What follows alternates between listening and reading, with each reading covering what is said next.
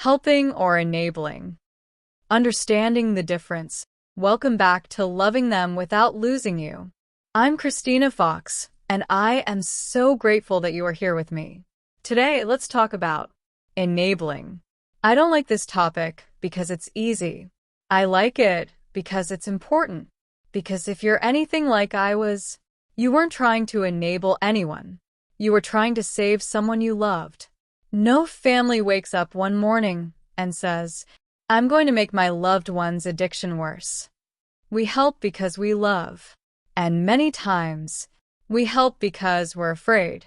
We're afraid that they will end up sleeping on the streets, that they will go hungry, that they will get sick, end up in jail, or perhaps our greatest fear of all, that they will lose their life to this disease. Those fears are real. They are valid. Every one of them. But what if I told you that we can't build our lives around fear? Fear convinces us that if we just do one more thing, give one more chance, rescue them one more time, maybe we can prevent the worst from happening. But living in constant fear isn't really living. It's like refusing to get into your car because you're afraid you might be in an accident one day. Yes, an accident is possible. But if fear keeps you from ever getting behind the wheel, you don't just avoid the risk. You stop living your life. The same thing happens when fear begins making every decision for us. Instead of responding with wisdom, we react with panic. Instead of setting healthy boundaries, we begin rescuing. And, without even realizing it, our fear starts feeding the very addiction we are trying so desperately to stop. And then sometimes, love can unintentionally make addiction easier to continue. That's where we have to pause and ask a difficult question. Am I helping the person, or am I helping the addiction? What exactly is enabling, you ask? Enabling isn't loving someone. Enabling is removing consequences that might otherwise motivate change. Every time addiction creates a consequence, life is offering an opportunity to learn. Maybe it's losing money, losing housing, losing trust, losing a job, being arrested, missing important relationships.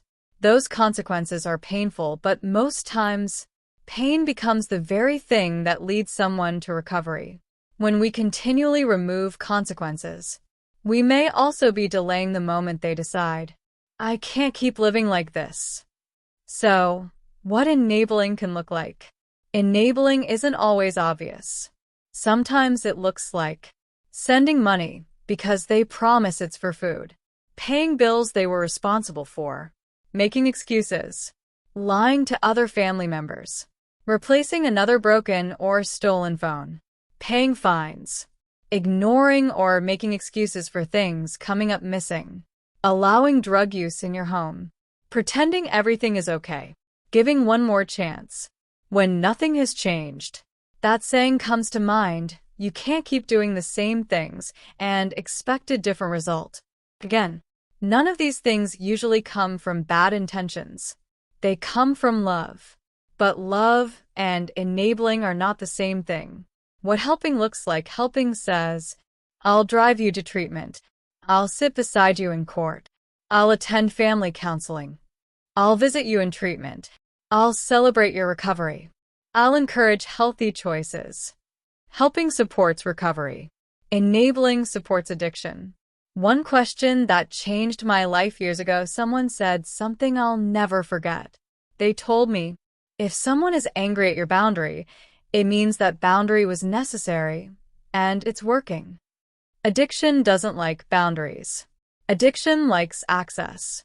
Access to money, housing, transportation, excuses, protection. When healthy boundaries appear, the addiction often pushes back, sometimes with anger, manipulation, guilt, or promises.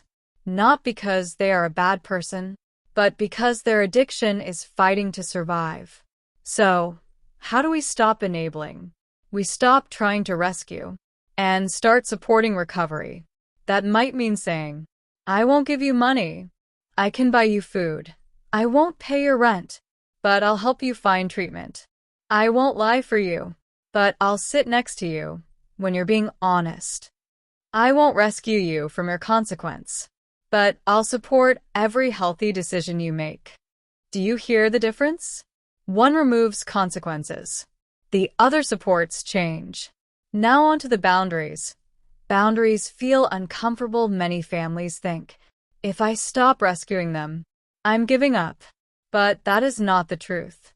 Sometimes the most loving thing we can do is allow reality to become their teacher.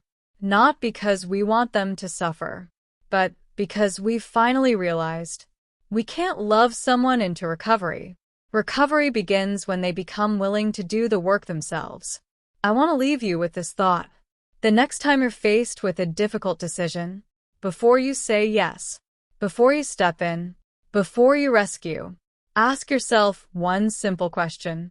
Is this moving them closer to recovery or making addiction easier to continue? That isn't always an easy question to answer, but it may become one of the most important questions you'll ever ask, because helping creates opportunities for healing. Enabling often removes the very consequences that can motivate change. There is a difference, and learning to recognize that difference may become one of the greatest gifts you ever give someone you love. If today's episode spoke to your heart, I'd love to help you take the next step. I've created a healthy boundary builder sheet to help families think through and create boundaries they can actually follow. If you'd like a free copy, simply send me a message and let me know where you'd like me to send it. I'd be honored to share it with you. I thank you so much for spending these few minutes with me today. If this episode spoke to your heart, I hope you'll take a moment to like, share, and follow the podcast. If you know someone who is struggling to tell the difference between helping and enabling, I hope you'll share this episode with them. And if you have a topic you'd like me to cover in a future episode, I'd truly love to hear from you. Until next time, love them enough to tell them the truth. Love yourself enough to keep your boundaries. And remember, sometimes the most loving thing you can do is allow someone to experience the consequences that addiction has been protecting them from. Keep loving them without losing you.